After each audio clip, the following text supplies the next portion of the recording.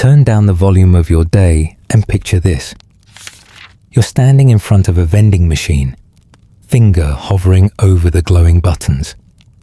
Do you want Coke or Pepsi? Red or blue? In that tiny pause, you feel like the master of your fate.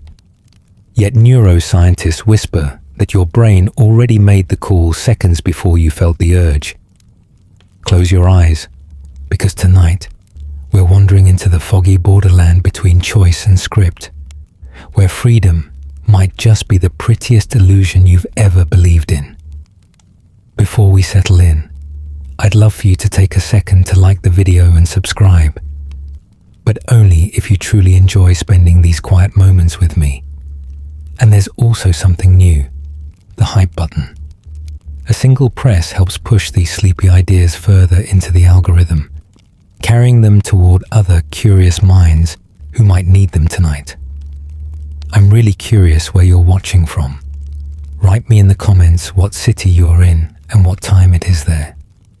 Now, dim the lights, maybe turn on a fan for that soft background hum, and let's ease into tonight's journey together. You hear your breath, soft and steady, as if your body's running on autopilot. Every inhale timed by circuits in your brainstem. You don't decide to breathe, it just happens, like background code ticking away. Philosophers poked at this. The Stoics said fate ruled all, and your only freedom was in how you reacted. Laplace's demon imagined a universe where, if you knew every atom's position, you could predict every move, yours included. No surprises, just inevitability, marching like clockwork. You probably won't survive the full weight of that thought tonight, but don't worry, you're lying down. Think about today. Did you choose your breakfast, or did leftovers narrow the options? Did you decide to scroll, or did a dopamine loop push your thumb across the screen? The unsettling part is how predictable you are. Supermarkets design aisles knowing you'll turn right more than left. Ad agencies spend billions exploiting the exact shade of blue that holds attention. And here you are, feeling like you're steering when maybe you're strapped to the ride. Brain scans show activity in your motor cortex seconds before you consciously decide to move. The neurons fire, your hand twitches, and afterward your mind slaps a story on top, claiming, "I chose that," like a PR team spinning headlines after the fact. Some theorists claim choice itself might be a retroactive hallucination. Your brain, they say, edits the timeline so seamlessly you never notice the lag, like watching a live stream with a delay, yet swearing it's real time. Scientists still argue whether free will is a genuine force or just a user interface, something neat to cover determinism underneath. And you felt it. Déjà vu when your body moves before your mind catches up, like catching a falling glass before you register what's happening. You don't decide, you react, lightning fast, as though someone pressed the right button on your controller. Sometimes your life feels like that. Reflex stacked on reflex, a story scribbled afterward to make sense of it. Even big decisions often come pre-packaged.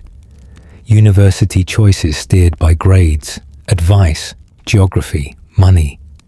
Job offers accepted because the alternative was scarier.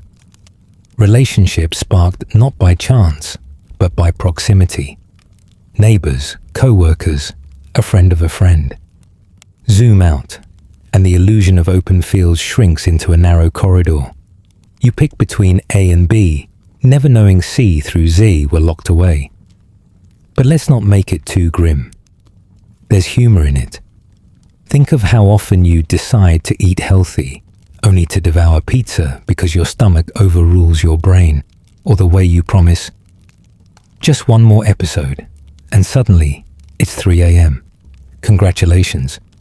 You're basically a character following lines in a sitcom, laugh track included. So where does this leave you? Lying in bed, maybe thinking you're making the active choice to stay tuned, Or maybe the algorithm nudged you here, knowing you crave just the right mix of cosmic mystery and bedtime calm. A nudge here, a push there, and suddenly you're nodding along, like a character hitting scripted beats. Still, don't let it make you restless. If much of your life runs on rails, maybe you can stop blaming yourself for every wrong turn. How much of the track was laid long before you stepped onto it? And if you're drifting to sleep right now, ask yourself, is it because you chose rest? Or because your body decided it was time to shut down? Picture yourself waking up tomorrow morning. The alarm buzzes, the same melody you've snoozed so many times it feels like part of your DNA. You roll over, swipe the screen, stumble to the bathroom. Toothbrush, shower, coffee, maybe even in that exact order, as if some invisible director is calling action on the same scene you filmed yesterday. This is the script of your life, and you're the actor dutifully reading your lines, barely noticing the déjà vu of repetition. It's comforting, but also a little eerie, like you're caught in an endless rerun you didn't realize was airing. You convince yourself you're improvising, but think about how rigidly rehearsed most of your day is. You stand in the same spot while waiting for your kettle to boil. You scroll your phone in that familiar half slouch on the couch. You even greet the barista with the same words every single morning.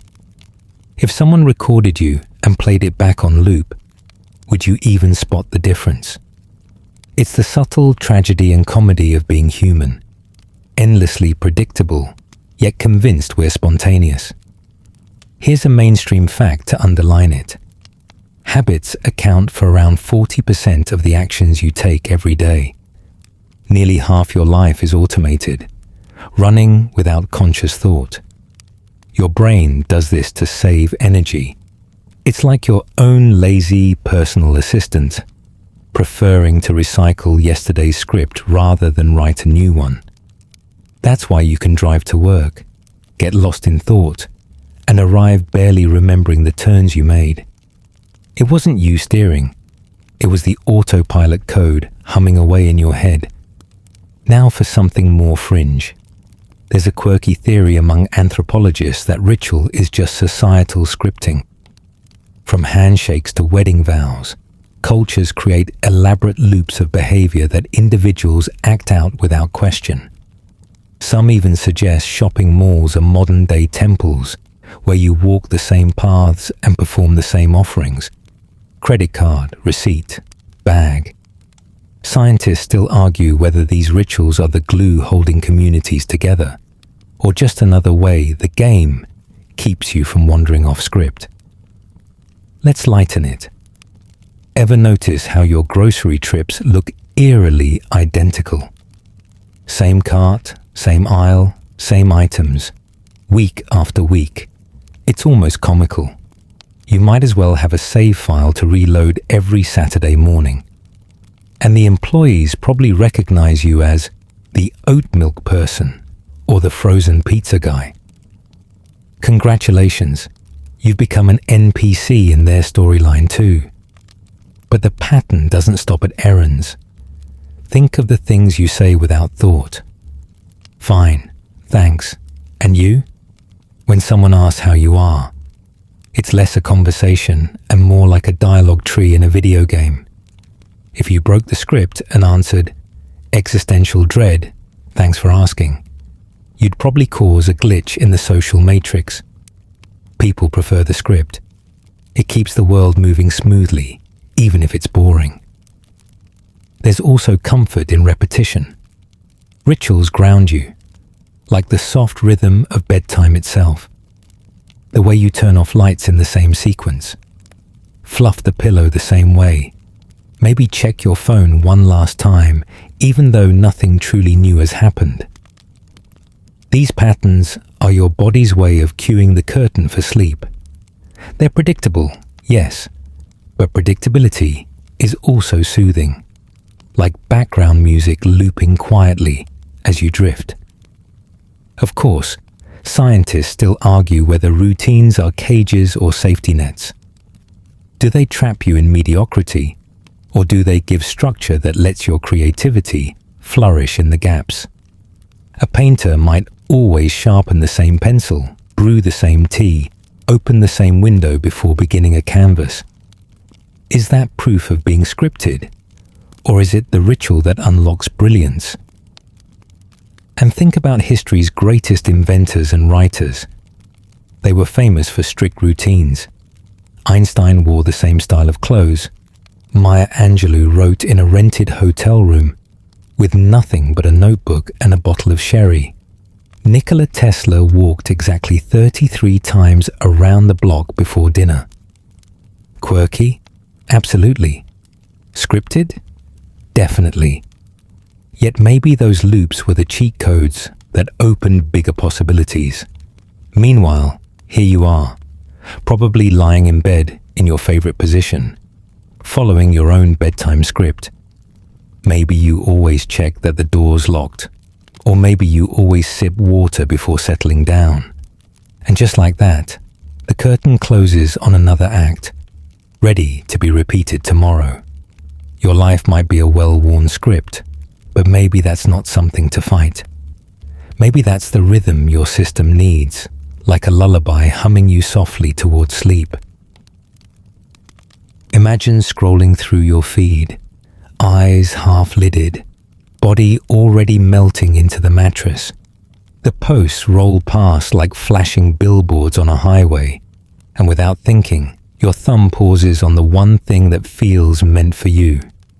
A video about your favorite band, an ad for the exact sneakers you've been eyeing, a meme that lands suspiciously close to your inside jokes. It feels like coincidence, but it isn't. Somewhere, a web of algorithms predicted this moment, nudged it onto your screen, and let you believe you stumbled upon it by chance. That's the trick. You think you're choosing, but the system already knows which link will catch your eye, which ad will trigger your curiosity, which recommendation will swallow your evening. Netflix lines up your next binge. TikTok throws the exact sound that keeps you hooked. Spotify's algorithm feels like a psychic DJ who knows when you're moody, when you're restless, when you need nostalgia. You're not steering. It's the game handing you pre-scripted options, each one engineered to feel like freedom. Here's a mainstream fact. Researchers at Cambridge University once claimed they could predict a person's personality traits better than their friends could, just by analyzing their Facebook likes. Every tap, every pause, every harmless scroll builds a map of your inner world. What you laugh at, what makes you angry, what tempts you to click, all of it gets logged, fed into models that spit out probabilities about your next move. Now for the quirky bit. In 2019, a Japanese team tested whether they could nudge people into making specific random choices using subliminal cues. The participants swore they were picking freely, but the experimenters were pulling invisible strings, making certain outcomes far more likely. It's like planting a breadcrumb trail in your mind without you realizing you're following it. Scientists still argue whether these nudges rob you of agency, or whether choice is always a dance between influence and intent. Think of it like this. If your life were a video game, algorithms are the quest markers glowing in the distance. You could go anywhere, technically, but you rarely ignore the highlighted path. And the game congratulates you for following along. The unsettling part? Even when you wander, the system adjusts, nudging new markers into view, keeping you entertained just enough to stay on the rails. Of course, there's a bit of comedy in it. You casually mention to a friend you're craving tacos, and suddenly your phone shows you taco ads. Coincidence? Probably not. And now you're wondering whether your phone's listening. Spoiler, it doesn't need to. It already knows from your patterns. Creepy? Yes. Useful? Also yes, if you're hungry. But consider the deeper echo. How much of your worldview itself comes from these curated feeds? What articles you read, what opinions you absorb, what debates you even know exist. So much of it filtered, trimmed, packaged by algorithms. You're in a bubble shaped by your clicks, a cozy room of familiar echoes. And you don't notice the walls until someone outside says something wildly alien. And it sounds absurd. But maybe it isn't absurd. It just didn't make it past your filter. Scientists still argue whether algorithms are simply mirrors, showing us what we already want, or architects, building desires we never would have had on our own. Are you craving that new gadget because it's genuinely useful, or because your feed gently whispered it into your subconscious until you couldn't imagine life without it? And here's the paradox. You might resent the manipulation, yet you also enjoy the convenience. Who wants to dig through endless songs when Spotify can drop the perfect playlist? Who wants to wade through every article when Google surfaces the one you're likely to trust?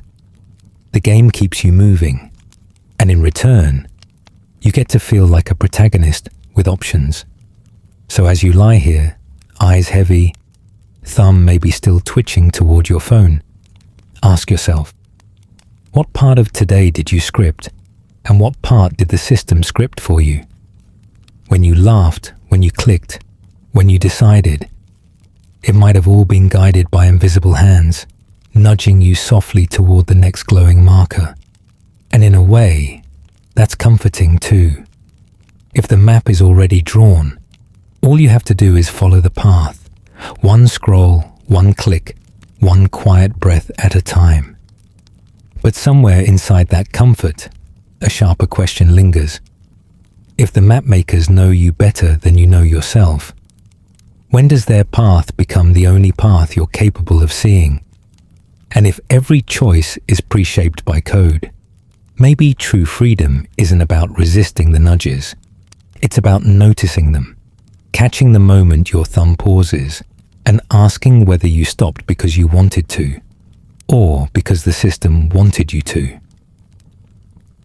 You like to think you're unique, a one-of-a-kind spark floating through the cosmos. And yet, look closely. The things you fear, the things you crave, the way you react to pressure, they line up neatly with billions of other people. You want safety, love, food, comfort.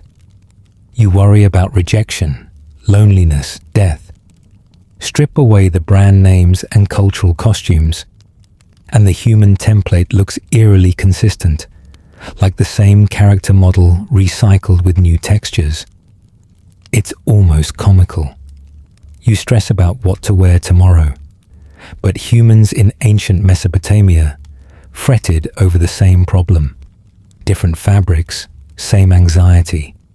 You dream about leaving your job for something meaningful. And someone in Rome, 2,000 years ago, probably sighed over a boring post in the Senate archives. History repeats not just in wars and politics, but in the quiet, personal rhythms of being human. Even trends are just old cycles in disguise. Genes revived, minimalism echoing the ancients. Here's a mainstream fact. Psychologists have catalogued universal facial expressions: joy, sadness, anger, fear, disgust, surprise, that appear across every culture. A child in Japan laughs the same way as a child in Brazil. A grimace in Nigeria communicates the same disgust as one in Finland. Your face runs on a script so ancient it predates language. You don't decide to smile. Your biology decides for you. Even animals read these cues. Dogs can sense moods before we do. Now for something more fringe. Some anthropologists claim myths and stories recycle the same archetypes because human brains crave certain narrative beats. That's why the hero's journey shows up everywhere, from Sumerian epics to Hollywood blockbusters. It's as if we're coded with storylines too.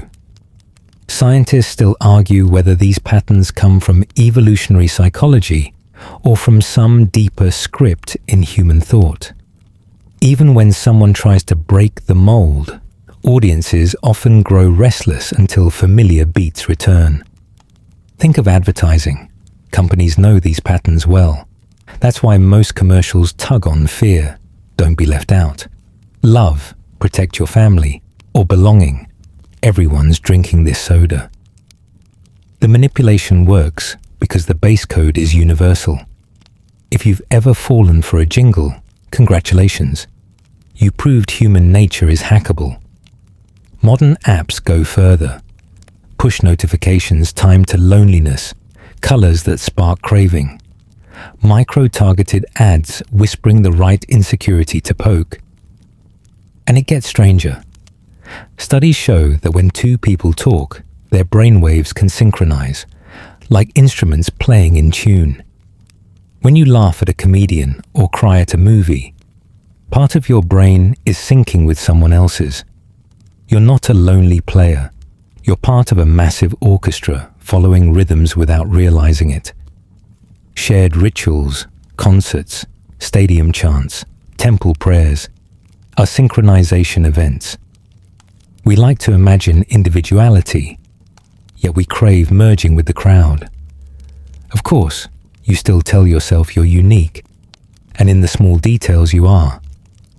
The way you tilt your head when you laugh, the exact set of memories stacked inside your mind, that's yours. But zoom out, and the pattern looks repetitive. Birth, growth, love, work, aging, death. Billions before you, billions after. Even the plot twists of your life, heartbreak, illness, sudden joy, are chapters in countless other stories. And here's where the humor slips in. Ever overhear two strangers having almost the exact same small talk you've had? Weather, traffic, long day, huh? You could swap lines like trading cards. It's funny because you realize how much original conversation is recycled dialogue. There's comfort in it. You're not fumbling alone. You're participating in a collective rehearsal, reciting lines passed down through centuries. But don't let the thought unsettle you. Maybe it's okay to ride the rhythm of being human, to lean into predictability rather than resist it. You're not failing by repeating what others have done. You're participating in a universal story, a coded dance written into your biology. Perhaps freedom isn't about escaping the script, but finding improvisations within it. The little riffs that make your verse stand out while still harmonizing with the chorus. So as you breathe softly in the dark, think of yourself as one note in a vast, repeating melody. Distinct enough to matter, but familiar enough to fit the harmony. Whether you see that as proof you're an NPC or as comfort that you're not alone, the rhythm is there, guiding you toward tomorrow. And maybe the real secret is this. Repetition doesn't erase meaning, it creates it. The sunrise is the same every day, yet you never stop marveling. Life's loops are the same. Their beauty comes from the way you notice them again and again. Imagine walking into a room filled with mirrors, but instead of reflecting your face, each one reflects your beliefs back at you. Every wall whispers, "You're right, you're right, you're right." That's the echo chamber, an invisible architecture where the only voices you hear are the ones that agree with you. At first, it feels validating, cozy, like being wrapped in a warm blanket of me too. But the longer you linger, the harder it is to tell if you're thinking your own thoughts or just repeating the loudest lines bouncing around inside the bubble. Your social media feed is the most obvious chamber. Algorithms curate it so precisely that dissenting voices get trimmed away like weeds. You laugh at the same jokes, share the same outrage, nod at the same opinions, until it feels like everyone must think this way. Outside your bubble, someone else is experiencing the exact same loop, only in reverse, equally convinced they're the sane ones. It's like the game handed out two scripts and told both groups, "Congrats, you're the protagonists." Peek across the divide and you see not just disagreement, but a completely different world map. Different villains, different heroes, different truths. Here's a mainstream fact. Studies show people exposed only to news aligning with their beliefs become more polarized over time. It's like feedback in a microphone. The more it loops, the harsher it becomes. A small disagreement snowballs into absolute certainty, not because the world changed, but because the chamber kept echoing. Even your humor shifts. Memes that once felt edgy harden into gospel after endless repetition. Now for something quirkier. Anthropologists studying isolated tribes have noticed similar effects. When a group shares only a closed loop of stories for generations, the myths grow sharper, stranger, more exaggerated. It's not just modern social media, it's human nature.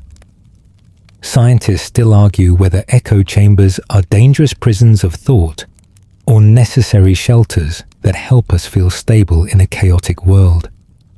Even monasteries and secret societies build their own chambers, not from malice, but from the need for a coherent story. And here's the part you'll recognize. You've probably had moments when someone outside your bubble says something that sounds alien, almost laughable. Your gut reaction is to dismiss it. But pause. What if you're the NPC in their story, repeating scripted lines that sound just as bizarre to them? The unsettling possibility is that both of you are background characters, locked in parallel chambers, mistaking echoes for truth. When the two collide, the noise feels like chaos, but it's just two different songs playing at once. Let's make it lighter. Think of those times you discover a new band or book, and suddenly your friends all seem to be talking about it. Feels like synchronicity, right? Often, it's just the bubble. Recommendations bouncing until it feels universal. You're not discovering. You're being herded toward the same cultural checkpoint as everyone else in your loop. NPC quest complete. Even random cravings, food, fashion, slang, arrive like scheduled updates to your feed. But bubbles aren't all bad. They give you community, belonging, the comfort of knowing you're not alone. The laughter you share, the memes you repeat, the in-jokes only your group understands. That's the glue of being human. If you broke out of every chamber completely, you'd probably feel unbearably lonely, floating in static without any familiar voice to hold on to. Even explorers and iconoclasts carry little chambers with them, trusted circles, old beliefs, a soundtrack of familiar voices. Still, the question remains, how much of you is truly yours, and how much is just the echo of the chamber you inhabit? When you argue or defend your values, are you protecting personal truth or reciting a script polished by countless repetitions? Maybe there's no clean exit, only windows you can open, moments where a breeze of something unfamiliar slips in. So tonight, as you lie there, half dreaming, picture yourself in that mirrored room. Do you press your hand against the glass looking for a way out? Or do you let the reflection soothe you, telling you what you want to hear? Either way, the chamber hums softly around you, its walls made not of stone but of agreement, its echoes lulling you further into the script. But if you listen closely, you might notice a faint sound under the hum, another voice, off-key but intriguing, like a song from outside the room. It's quiet now. But if you follow it, it might lead you to a doorway you didn't know existed. One that doesn't smash the mirrors but rearranges them, letting unfamiliar light spill through the cracks and onto your face, daring you to step beyond the echo. Think about the last time you judged someone instantly. Maybe it was the way they dressed, the tone of their voice, the brand of coffee cup in their hand. You didn't calculate it. You didn't pause and weigh every variable. You just felt a certain way. That's your brain running shortcuts, little if-then statements coded into your wetware. They save energy, but they also script you more tightly than you realize. You're less a free-thinking hero and more a character running on preloaded bias packs. Psychologists call these shortcuts cognitive biases, and they shape nearly everything you do. The confirmation bias makes you notice information that agrees with you and ignore the rest. The availability heuristic convinces you that whatever comes easily to mind, like shark attacks or plane crashes, is more common than it really is. Anchoring bias makes the first number you see in a negotiation stick in your head like superglue, skewing everything after. You think you're rational, but really, you're leaning on algorithms built into your brain long before you knew the word algorithm. Here's a mainstream fact. Daniel Kahneman, Nobel Prize-winning psychologist, showed that humans use two systems for thinking. System 1 is fast, automatic, intuitive. System 2 is slow, deliberate, effortful. Most of the time, you live in System 1, the auto-script. It gets you through daily life, but it also means you fall for predictable traps, like optical illusions or marketing tricks. And here's a quirky tidbit. There's a theory that superstitions are just biases gone rogue. You see a black cat, then something bad happens, and your brain stitches the two events together as cause and effect. Ancient Romans thought sneezing expelled evil spirits, while some sailors refused to sail on Fridays. Different cultures, different myths, but the same mental shortcut at work. Spot a pattern. Assume it's meaningful. Scientists still argue whether these biases are evolutionary bugs to be overcome, or essential features that kept us alive long enough to invent philosophy in the first place. You see it in funny little ways. You might prefer a product just because it's the first on the shelf. You might laugh harder at a joke if the crowd laughs too. And you might swear you've made a rational decision about dinner, when really your stomach made the call and your brain just wrote a persuasive essay afterward. NPC logic. The action comes first. The justification comes later. There's humor in realizing how hackable we are. Magicians rely on inattentional blindness to make you miss the coin they palmed. Casinos pump in extra oxygen, or at least that's the urban legend, to keep you awake and spinning the roulette wheel longer. Supermarkets put candy at kid level so tiny hands will tug at parents like persistent pop-ups. You're not immune to these hacks. You're designed to be vulnerable to them. But here's where it gets unsettling. Even knowing about biases doesn't free you. Studies show that people who learn about common biases often just apply them in new ways, convinced they're too smart to fall for the old tricks. That's its own bias, ironically called the bias blind spot. You become the NPC who thinks he's the protagonist, blissfully unaware the code is still running underneath. And sometimes that awareness creates a new trap, meta-cynicism.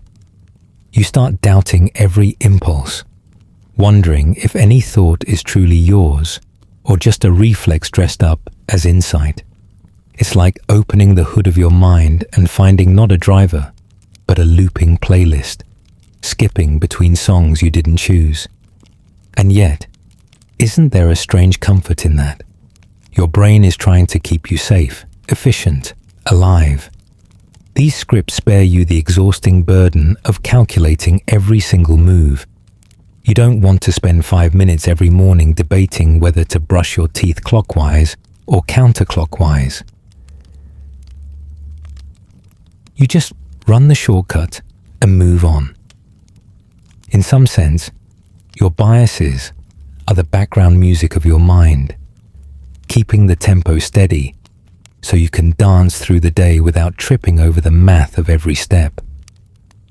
They're like autopilot on a long road trip, imperfect, sometimes risky, but freeing you to look out the window, hum a tune, and notice the scenery you'd miss if you clutched the wheel every second.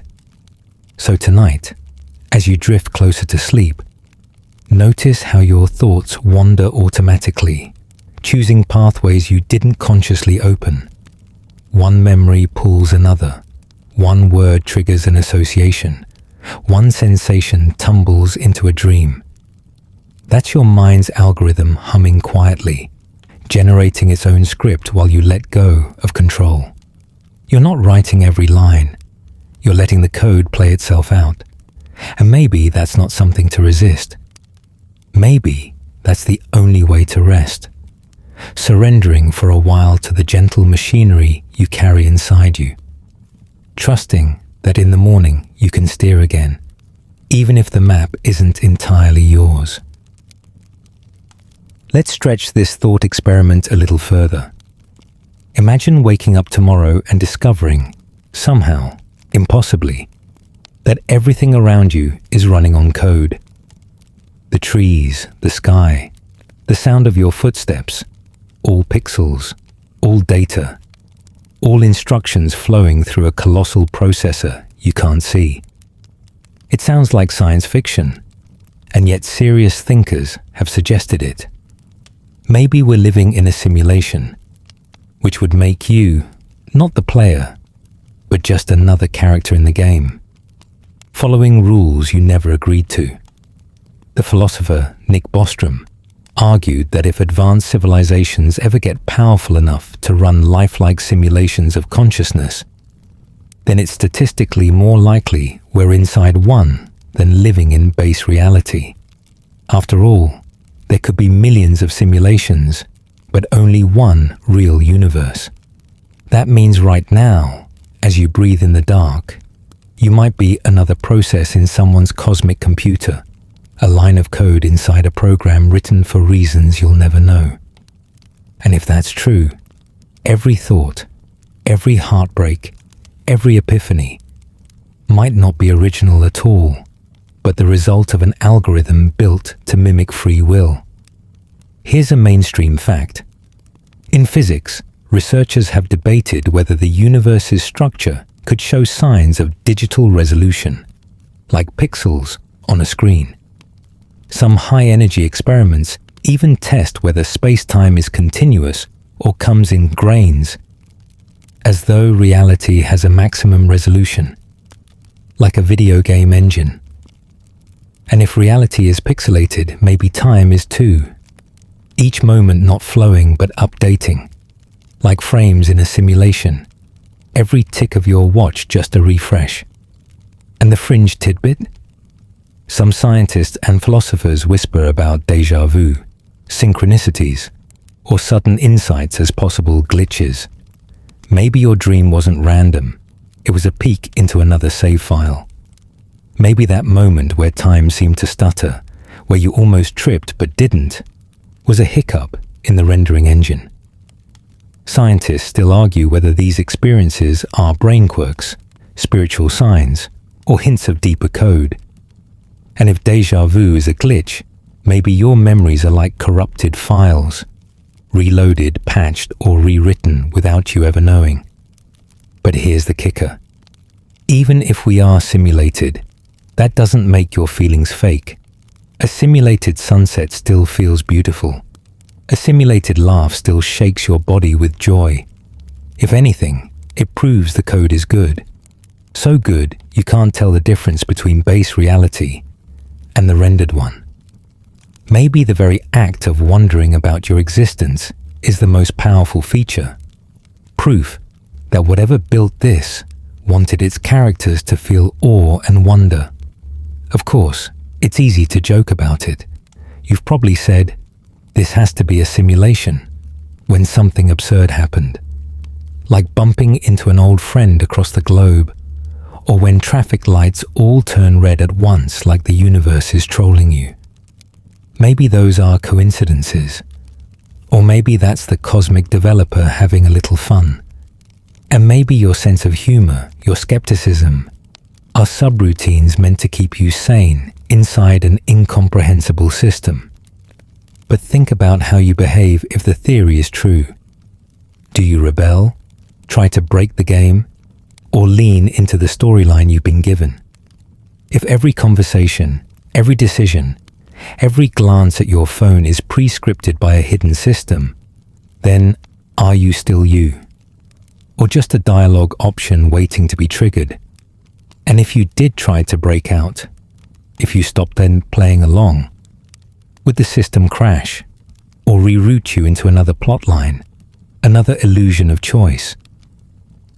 Scientists still argue whether the simulation idea is testable at all, or just an elaborate metaphor for how strange the universe already is.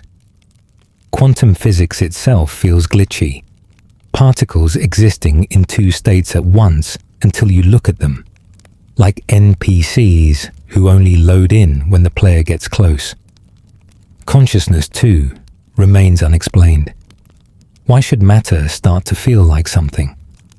Why should neurons firing create you? Some suggest consciousness might not just be part of the simulation, but the very thing rendering it, your awareness, the light that makes the pixels glow. And yet, even in the weirdness, you still have to brush your teeth, fold your laundry, and set your alarm. Simulated or not, the mundane persists. That's the irony. You could be the grandest mystery in the cosmos and still have to worry about paying bills. The game's design favors repetition, small quests, and endless maintenance alongside its existential puzzles. So as you breathe gently now, staring at the insides of your eyelids, ask yourself, are you the player, the protagonist exploring the map? Or are you just a lovingly rendered NPC, given enough code to feel alive, but not enough to rewrite the script? Either way, the game continues.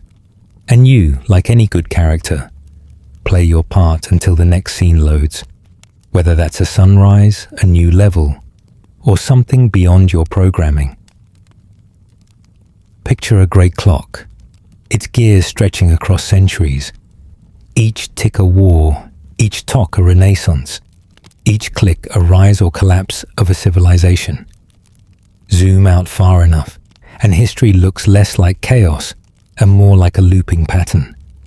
Levels replayed with slightly different skins.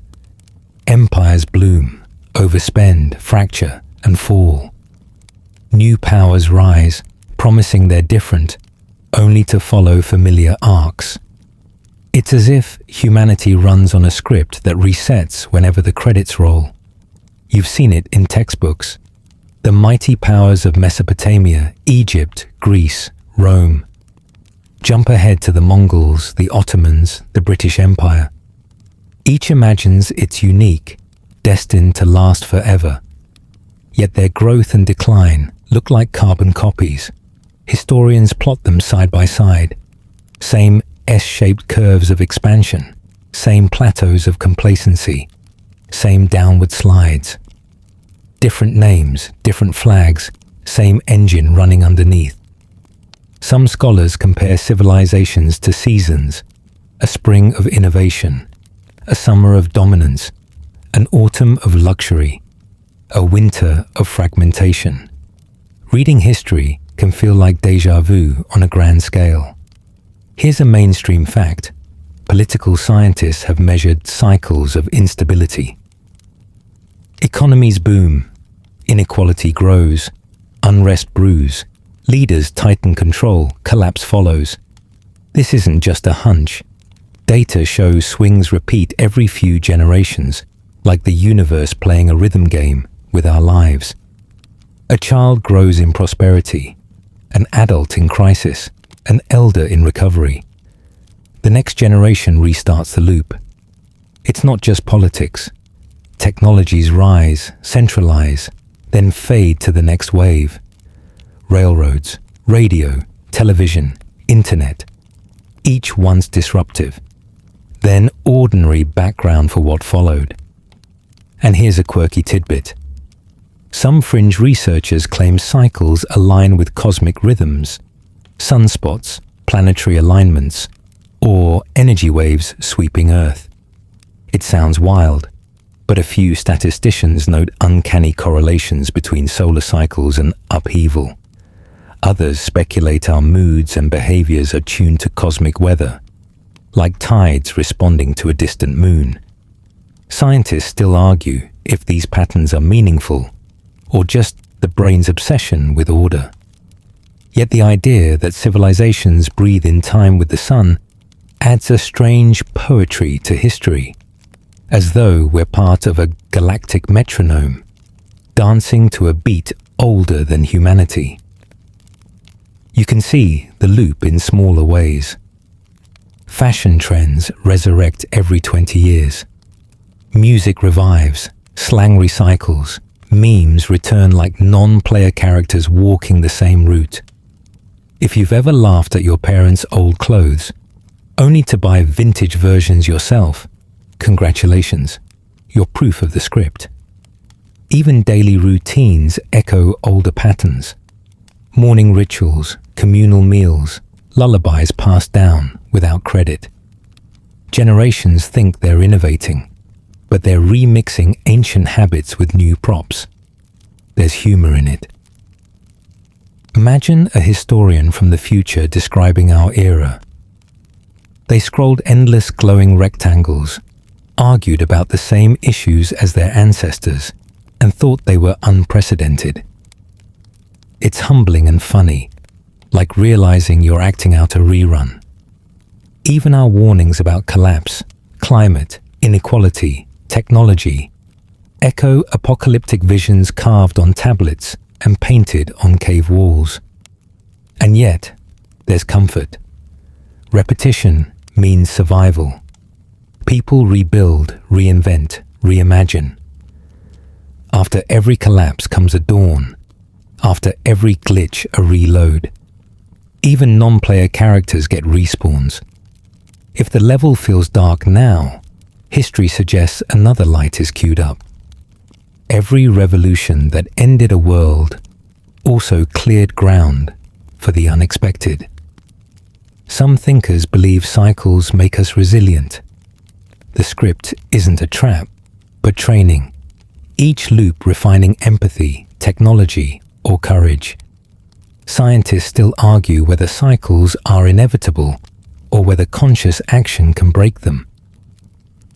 Could a society step off the treadmill, rewrite the code, and create a new trajectory? Or are we locked into loops like a character doomed to repeat the same quest? Maybe the challenge isn't escape but awareness, to know the pattern and still improvise inside it, like jazz over a fixed rhythm. As you lie here tonight, half asleep, you're part of that long pulse. Your routines, your worries, your hopes, they echo countless lives before you. And just like them, you'll dream, you'll wake, you'll try again tomorrow. Maybe you're not a glitch. Maybe you're a beat in a timeless song, a tiny but necessary note in humanity's looping score. And perhaps, if enough of us listen, we won't break the cycle, but shift the melody, adding a harmony our ancestors never imagined. In the vast clockwork of history, even one small change in rhythm can ripple outward, altering the music of centuries. Think about the last dream you had, the strange logic, the way scenes melted into each other, how people spoke in voices that weren't quite their own. Dreams are like nightly side quests, running on their own engine, full of recycled textures from your day. You walk through your childhood home, but the kitchen is suddenly a train station. You speak to your boss, but they're also your third-grade teacher. None of it should make sense. And yet, in the moment, it feels perfectly scripted.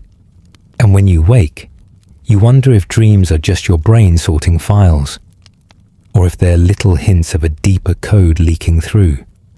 Sometimes, you can even feel yourself fading out of the dream, like a character dissolving at the edge of a rendered map, as though something unseen is deciding when to load your next scene. Déjà vu is another blip in the system. That unsettling moment when the present feels copied and pasted from somewhere else. Scientists say it's a glitch in memory. Your brain misfires, tagging the moment as both new and familiar at once. But others whisper wilder ideas, parallel timelines brushing close, fragments of an earlier run-through, or evidence that you've played this scene before. NPC déjà vu, like hitting the same line of dialogue twice. And if déjà vu is a glitch, maybe dreams are a sandbox mode where you rehearse the future without knowing. Here's a mainstream fact. Studies show that around 60 to 70% of people report experiencing déjà vu at least once in their lives, usually in their teens and 20s when the brain's temporal lobe is most active. It's common, but that doesn't make it less eerie. Some researchers have even suggested déjà vu may be the brain's way of debugging memories, flagging a conflict between what's happening now and what's stored elsewhere, like two bits of code colliding. Now for something quirkier. Some folklorists believe dreams and déjà vu were literal messages from other versions of yourself. Ancient Greeks thought dreams open portals to the divine. Certain indigenous traditions treat recurring dreams as signs that you've crossed into another layer of reality. Others describe these states as the mind's attempt to peek beyond the render distance of the waking world.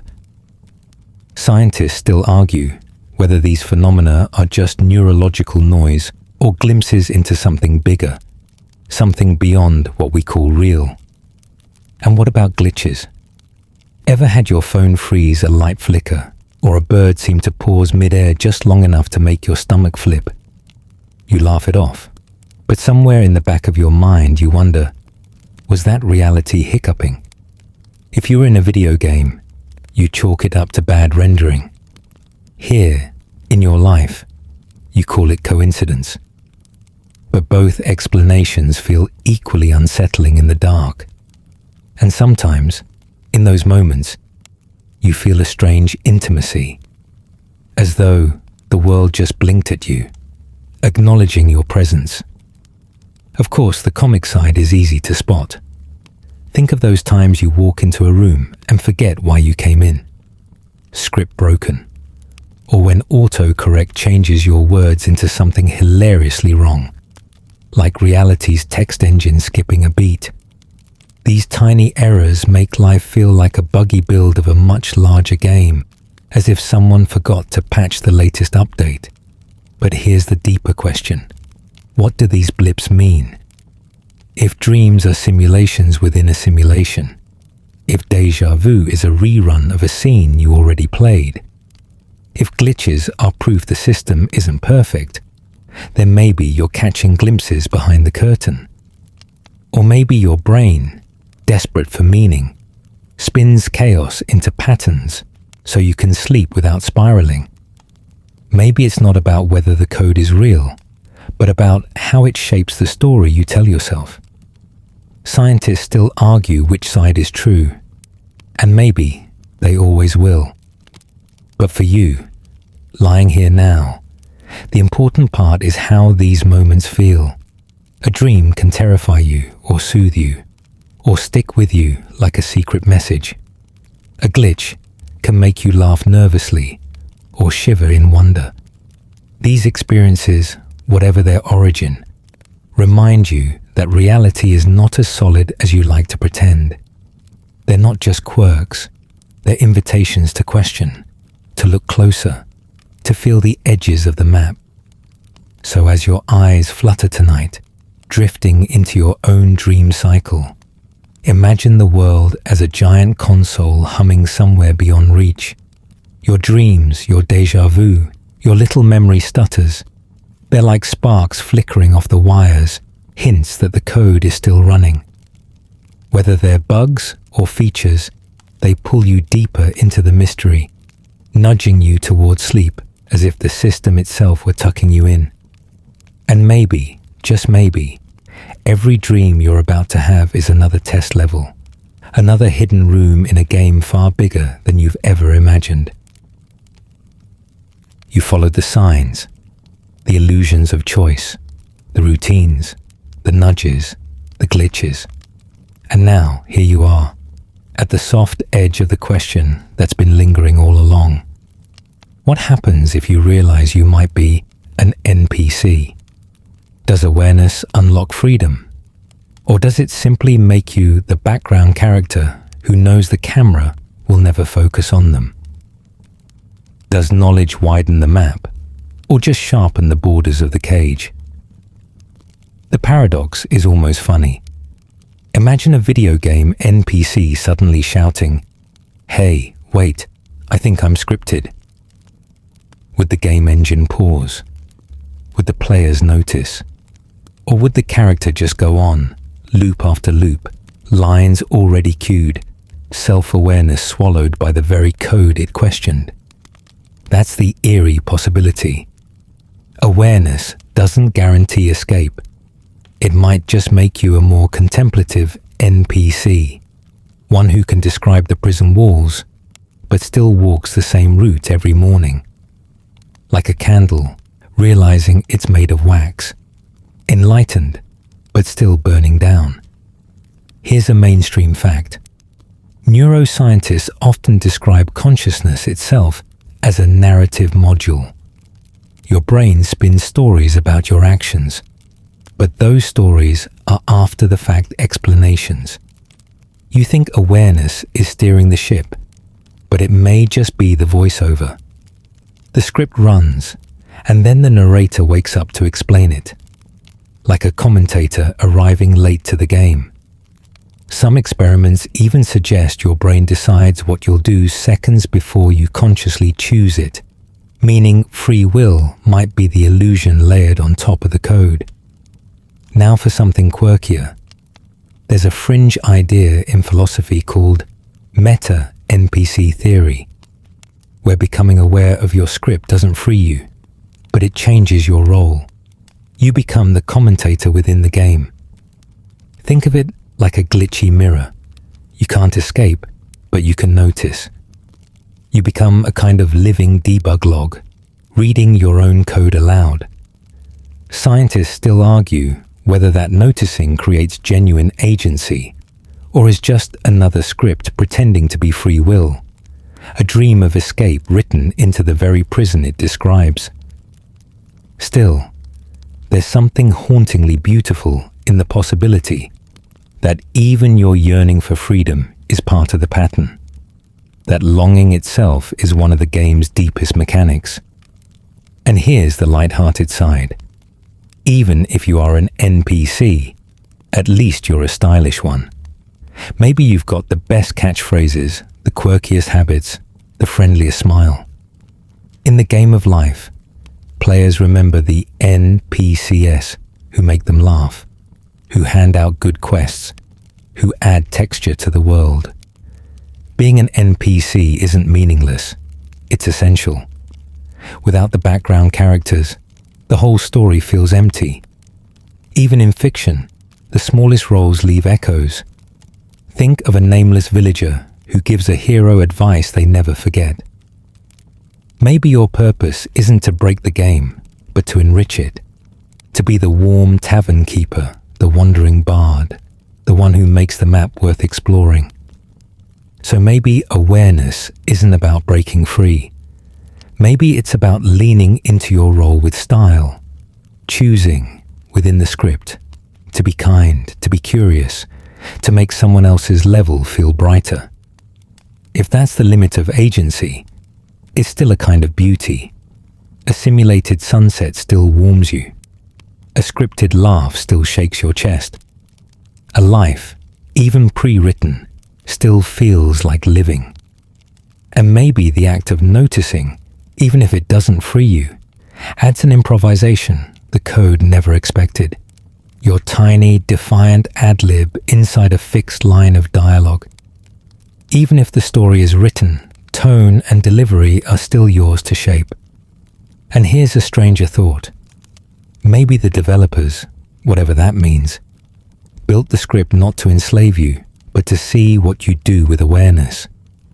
Maybe the whole point of the loop is not to escape it, but to notice it, to ask the questions, to turn the mirror back on the system. After all, what's more interesting? A character that runs its lines without hesitation, or one that suddenly looks up at the sky and wonders who wrote them? And now, as your body grows heavier, as your eyes flicker toward dreams, let the awareness itself become your lullaby. You don't need to solve the puzzle tonight. You don't need to escape the script. You just need to rest, knowing the lines will be there tomorrow, ready for you to play again. Perhaps the real secret of being an NPC isn't breaking the loop, but finding a way to make each loop sing. Maybe that's the freedom hidden inside the code. The freedom to bring your own music to the words you've been given. So drift now, like a character dimming at the edge of the screen, the camera pulling back, the level fading into night. Somewhere, the engine hums, waiting to render your next scene. And whether you wake tomorrow to sunshine, to laughter, or to another ordinary day, you'll be there in the story, aware, wondering, and still alive inside the mystery. Let the rhythm soften now. Each breath slows, each thought unwinds, like thread slipping free from a spool. You've wandered through illusions, patterns, and echoes, and yet here you are, safe, wrapped in the stillness of night. Whether you're a protagonist or just a background character doesn't matter anymore. What matters is the gentle weight of your body sinking into rest, the quiet hum of existence carrying you forward. Let your eyelids grow heavier, your mind drift further, until the script dissolves into dreams. Sleep welcomes you now, soft and patient. And as you descend, imagine yourself floating on a calm tide, carried by currents older than memory. The questions of the day blur at the edges, fading like chalk under rain. Every sound, every flicker of thought grows distant, like lanterns dimming down a quiet street. Even if the world is code, even if tomorrow is written, this moment belongs entirely to you. The silence between lines, the pause before the next scene loads. Rest in it, trust it. The night holds you gently, like hands cupping a flame, until you surrender to the dream. Sweet dreams.